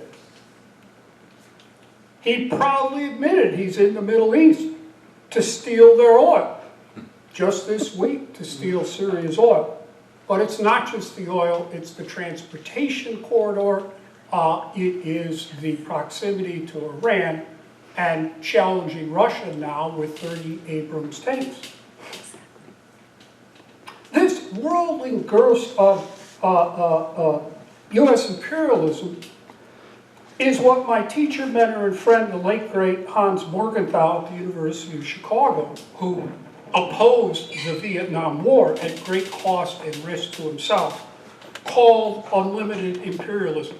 Quote, the outstanding historic examples of unlimited imperialism are the expansionist policies of Alexander the Great, Rome, Napoleon I, and Hitler. They all have in common an urge toward expansion, which knows no rational limits, feeds on its own successes, and if not stopped by a superior force, will go on to the confines of the political world. Exactly as Karen pointed out, the United States Pentagon has done as of today. This urge will not be satisfied so long as there remains anywhere a possible object of domination, a politically organized group of men which by its very independence challenges the conqueror's lust for power. That today is Russia, China, Iran, their target. It is, as we shall see, exactly the lack of moderation, the aspiration to conquer all that leads itself to conquest, characteristic of unlimited imperialism, which in the past has been the undoing of imperialistic policies of this kind. That should give us hope. Since September 11th, it's the unlimited imperialists along the lines of Alexander, Rome, Napoleon, and Hitler who have been charged of conducting American foreign policy decision-making. The factual circumstances surrounding the outbreaks of both the First World War and the Second World War currently hover like twin swords of Damocles over the heads of all humanity. Since September 11, the people of the world have witnessed successive governments in the U.S. that have demonstrated little respect for considerations of international law, human rights, and the United States Constitution. Instead, we have watched a comprehensive and malicious assault upon the integrity of the international and domestic and constitutional legal orders by gangs of men and women who are thoroughly Machiavellian in their perception of international relations and their conduct of both foreign affairs and domestic policy. Basically, we're almost living in a police state today. Just look around you. Indeed, I have been put on all of the United States government terrorist watch lists by the FBI and the CIA because I would not become an informant on my Arab and Muslim clients in violation of their constitutional rights and my ethical obligations as a lawyer. That's what the war on terrorism is all about. Me, my clients. U.S. government's foreign policies constitute ongoing criminal activity under well-recognized principles of international law and United States domestic law, including the Nuremberg Charter of 1945, under which we prosecuted Nazis. The Nuremberg Judgment, 1946, that convicted the Nazis and hanged many of them. Of course, I'm against the death penalty for anyone, including Bush, Obama, and Trump. And the Pentagon's own U.S. Army Field Manual 27-10 on the law of land warfare that is still valid and binding today. You can just read it.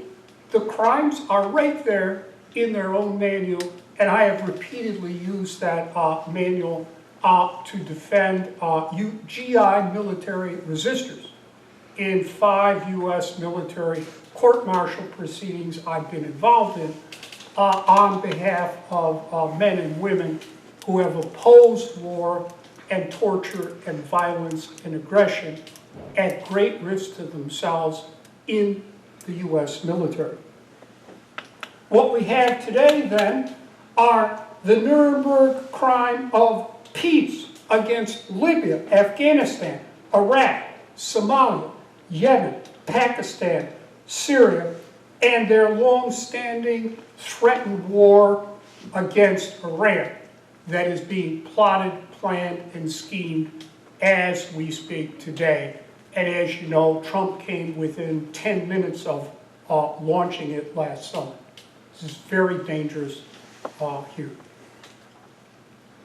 We also have Nuremberg crimes against humanity and war crimes, grave breaches of the 4 Geneva Conventions of 1949, the Hague Regulations on land warfare. This includes torture, enforced disappearances, assassinations, murders, kidnapping, extraordinary renditions, shock and awe, depleted uranium, white phosphorus, cluster bombs, drone strikes. And as you know, the College of Law had Obama's top droner-in-chief, Harold Killer Coe, out to give a lecture on serving as an example for lawyers in government service. And Karen and I and others here had a protest rally against that war criminal. And indeed, we see U.S. government officials involved in inchoate crimes incidental to these substantive offenses that are crimes in their own right.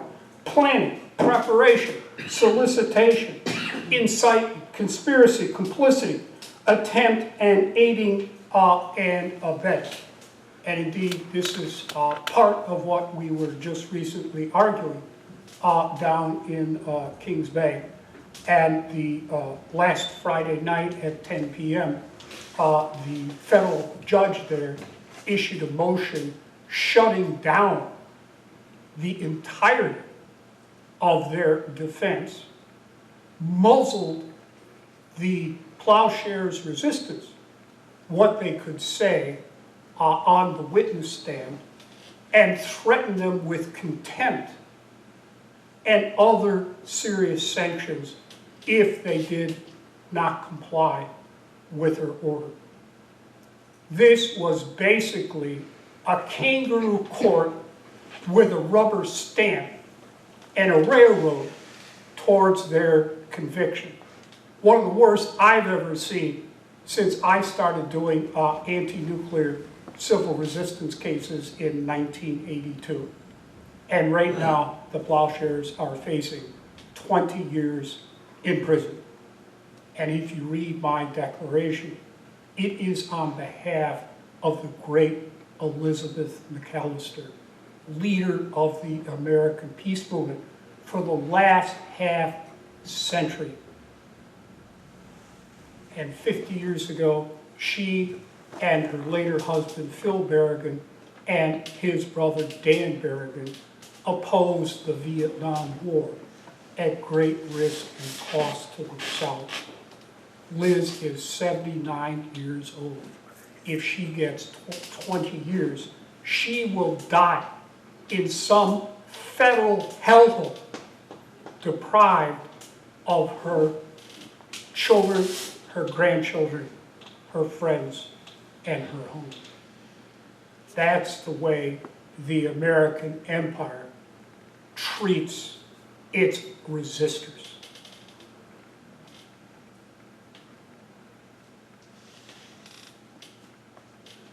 Now, for these reasons, people have risen up to protest what the United States government is doing. And with all due respect to my fellow attorney here, Rich, and I mean that seriously, unfortunately, people use the words civil disobedience to describe what they are doing. That is not what is going on here. This is civil resistance. They disobeyed nothing. They obeyed the requirements of international law and United States domestic law. It's the government that has disobeyed international law, United States domestic law, and the Constitution. They are the criminals. The civil resistors are the sheriffs trying to stop ongoing criminal activity. And that's exactly what we tried to do there. The Plowshares resistors tried to do there at Kings Bay against the Trident II nuclear weapon system that has the power to destroy all life on the planet Earth. Destructive power exceeding even the wildest fancies of Hitler and the Nazis. And that's what they confronted. And they will now be spending perhaps up to 20 years in prison. And for all we know, Liz McAllister could die there. They tried to do the same thing to Phil Berrigan. And Ramsey Clark and I worked very hard to get Phil out, and Phil was able to die peacefully at his home, surrounded by Liz and his children and his friends. That's what's at stake here.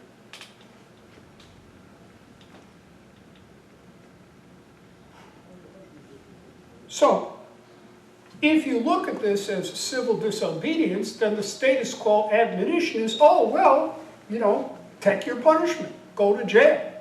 That's the way it should be. And I'm saying, no. And we civil resistors are saying. And the Plowshares are saying. And I've represented Plowshares since about 1985. These is civil resistance activities designed to thwart, prevent, or impede ongoing criminal activity by officials of the United States government under well-known principles of international law and U.S. domestic law and the United States Constitution. Civil resistance activities represent the last avenue open to the American people to preserve their democratic form of government with its historical commitment to the rule of law and human rights. You're not going to get anything in Congress. You're going to get screwed. Look at the clowns we have running around there on both political parties. They're all bought and paid for. We know we have the best Congress that money can buy. And now it's constitutional under according to the United States Supreme Court, that has now been packed, starting with Reagan, by 5 justices of the Federalist Society, whom I've been fighting since 1986.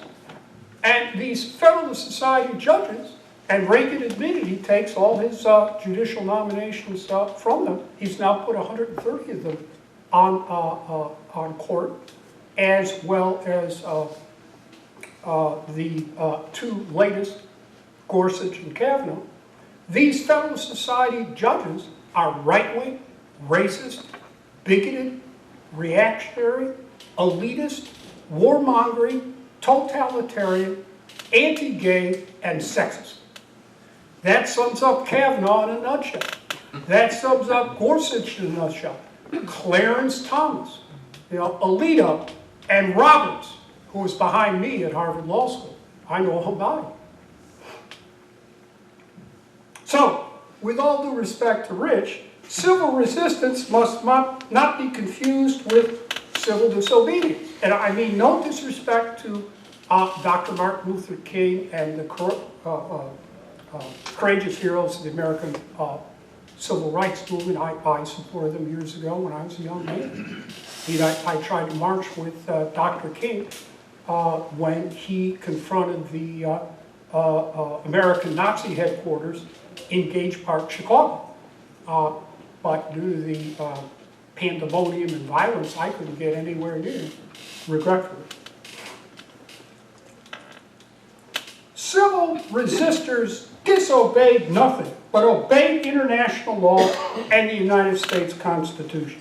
U.S. government officials grossly violated fundamental principles of international law and U.S. criminal law.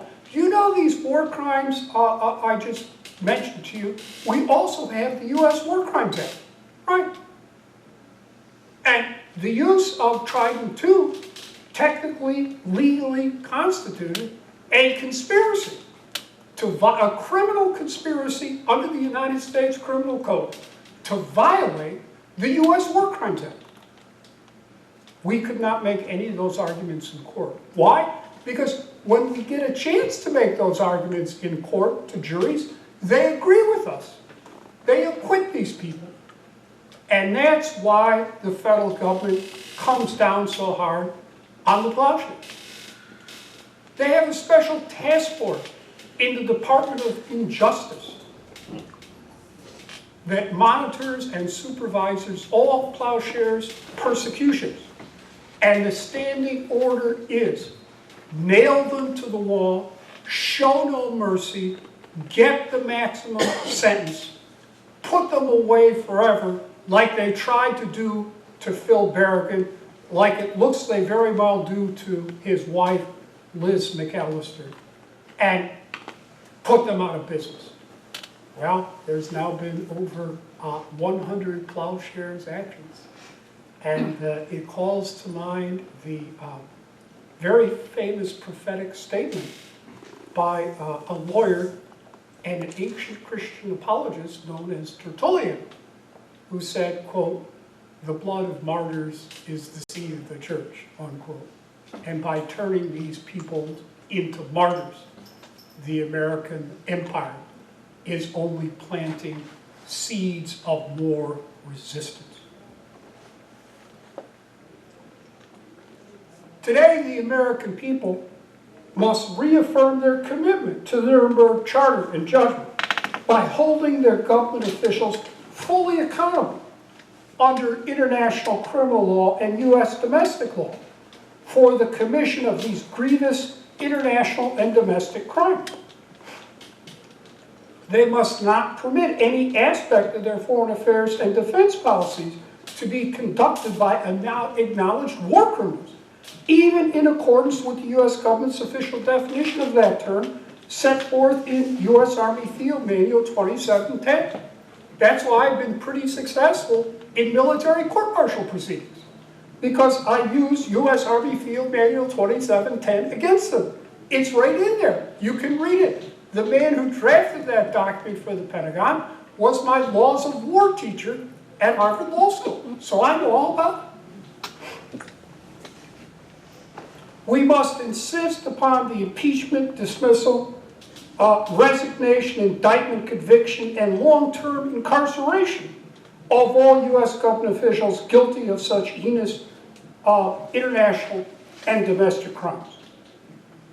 If not so restrained by civil resistance, the United States government could very well precipitate a thermonuclear Third World War. And that's exactly what was at stake down there at Kings Bay. Indeed, in another Trident II case I worked on successfully, getting 2 counts of outright acquittal for sabotage against a nuclear weapons facility. We established in court that the Trident II nuclear weapons system is a bell ring for the start of an offensive nuclear war. That's why they have these weapons on a hair trigger. It has nothing to do with deterrence or anything like that. And you could read the physicist Michio Kaku's book on starting a nuclear war. Well,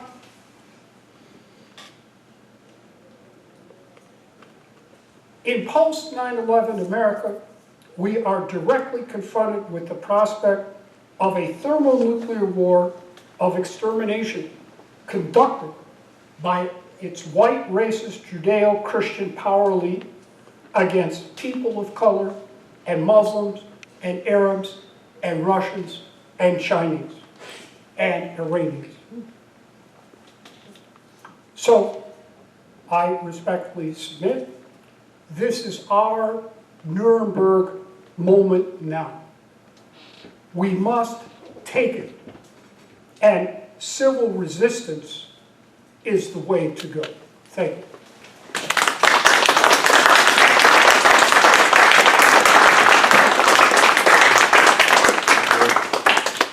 Thank you so much, Dr. Boyle. That was not the first time I've been corrected by a law professor, but that was the best correction and the best taken correction by a law professor I have ever had. So thank you. Very well taken. I'm going to set up a little bit of a slideshow here just a second for our next speaker as I introduce him. You know, Caroline asked before the question about the media, and if I was a little bit more on my toes, that would have given me an opportunity to talk about our next speaker, because one of the things that Kevin Zeese has done, and done very well, out of his experience with the Occupy movement in Washington, D.C., was create this thing called popular resistance. And as I have indicated elsewhere, popular resistance at popularresistance.org is an absolutely indispensable tool for, if someone could press the power button on that, that would be really good. It's an indispensable tool for activists in the peace movement, in the environmental movement, in the anti-racist movement, in the movement for social justice. And he's done many things. Before I forget, in case you do not know, you will have 2 opportunities to hear Kevin this evening. One is in just a moment. The second will be at our dinner at Kohinoor Indian Restaurant, starting at about, well, we're kind of going over there immediately after this session, where you can, well, he'll be talking a little bit more about the events we have on the screen, where Kevin and his partner Margaret Flowers and others led a courageous resistance against the attempted coup by the Trump administration in support of Juan Guaido.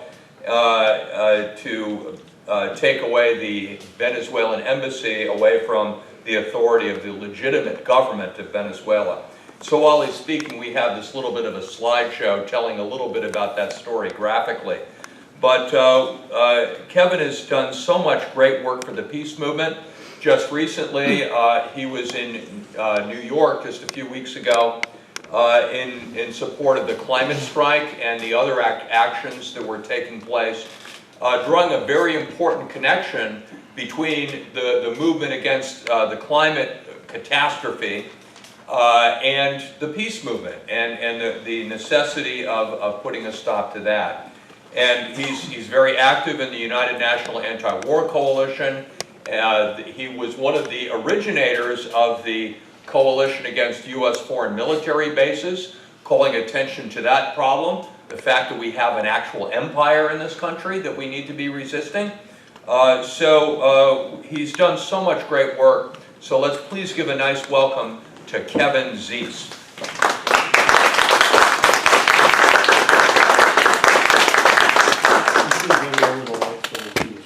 Oh, yeah. It's right there. Yeah. Kevin did it last time, so I don't know how. There we go. Well, thank you so much. I just need to say first that with the previous two speakers on this panel and the last panel, you have been treated to hear truths that most people in the United States don't get to hear. And so that's a privilege I hope that people absorb and understand and take with responsibility. When you know the truth, you have a responsibility to act on it. So I hope that what you've heard tonight, this afternoon, will help you in that direction. I want to build on what Dr. Boyle said, Francis Boyle said. When we were in the embassy, what we were doing was upholding international law. We were acting with the permission of the elected government of Venezuela, and we were doing it to prevent illegal actions by the United States. What you're seeing are slides that are in more or less chronological order of what happened at the embassy, kind of tell that story. I'm not going to try to get too much into that because I'll talk about this more at the event tonight, but I just give you a sense of it. It was just a unique experience, not just for us, but for any peace and justice activist in U.S. history. Never before have people gone into an embassy in the United States to stop a U.S. coup. Never happened before.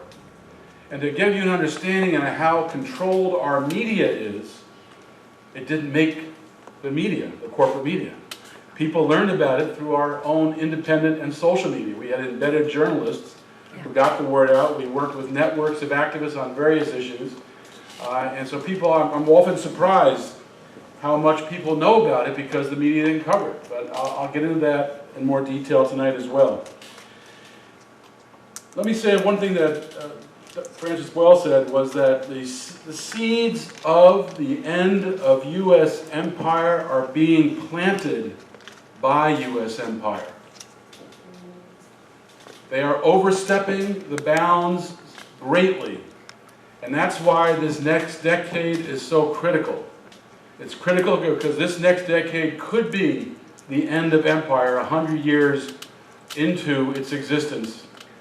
And I say that because I've talked to many people who study empire and they tell me this is probably the last 10 years of empire. And I say it because I've worked with both civil society activists and organizations in the United States and around the world. I've worked with government representatives of countries targeted by the United States. And there is organizing going on that is creating a network combining government and people at all levels that is going to end this empire. And I say it because in the last two elections, successful presidential elections, President Obama and President Trump, they ran against U.S. intervention. They ran against these never-ending wars. When they got in office, they didn't do them, but that's how they got elected. Because the people of the United States are tired of seeing these wars, tired of these interventions, and it's costing us such a large percentage of our budget. 65% of federal discretionary spending goes to the military, more than $1 trillion. If you include not just the Pentagon, but the Department of Energy, which is managing a $1 trillion plus upgrade of nuclear weapons over the next 10 years. If you look at the intelligence agencies involved in military affairs, this is more than $1 trillion military. It's more than all the other countries in the world combined. And the world sees that. And the people of the United States see that. The people of the United States know that the empire economy is not working for them.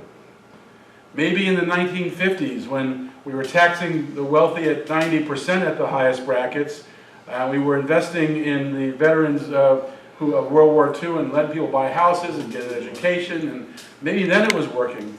But now it's not. Now, in fact, it's the opposite. Now, because of capitalist greed, capitalists are sending across the country, across the world, businesses that used to be in the United States, jobs that used to be in the United States, they're now gone.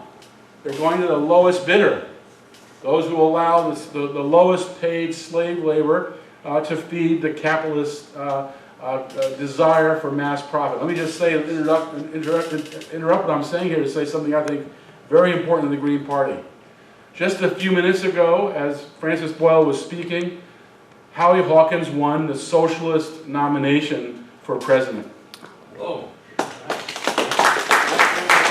Now that's exactly a red-green alliance. That is the beginning of a strategy of the Hawkins campaign that is going to seek to unite the left.